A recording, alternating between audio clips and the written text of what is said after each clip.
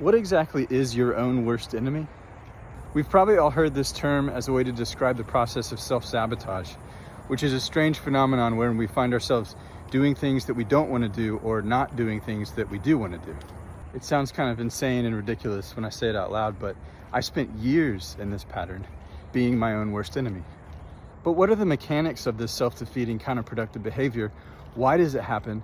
And why is it so common? Well, the engine for self-sabotage and being your own worst enemy is the mechanism of emotional repression in the body. And the fuel for that engine is buried emotion from childhood. As kids who were raised by caregivers who are also in repression, which is the same as saying caregivers who are unconscious, we learn to bury certain emotions to protect ourselves, to get taken care of, and to stay connected with our repressed caregivers, right? And this is what trauma bonding is actually. It's when two parties who are both in repression form a relationship. Now, this is also the point that we start to develop beliefs about ourselves, which in KI we call deficiency stories or identities.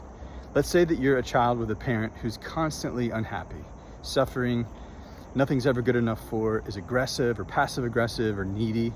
As a kid, you can't help but start to develop stories about yourself to make sense of the situation. Stories like, it's my fault, or I'm not good enough, or I'm unsafe, or I can't trust myself, or I'm responsible for their happiness or their pain.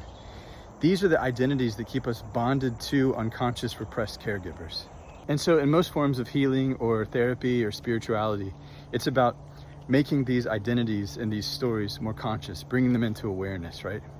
Which is a good start, but what most modalities that I'm aware of fail to recognize or include is the fact that we need these stories and these identities, and we need them for one specific reason: to keep us away from the buried childhood emotions in the body that we have never accessed, felt, or expressed.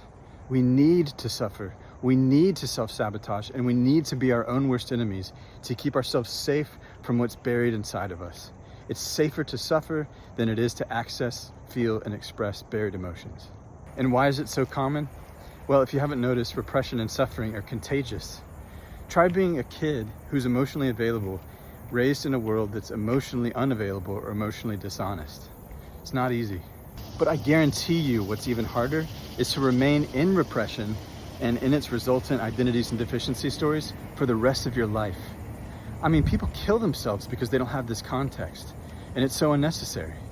So if you're suffering or self-sabotaging or being your own worst enemy, think of it this way: you actually aren't who you think you are. You only have to be who you think you are so that you don't have to access who you actually are. If you'd like to access who you actually are, visit repressiontest.com.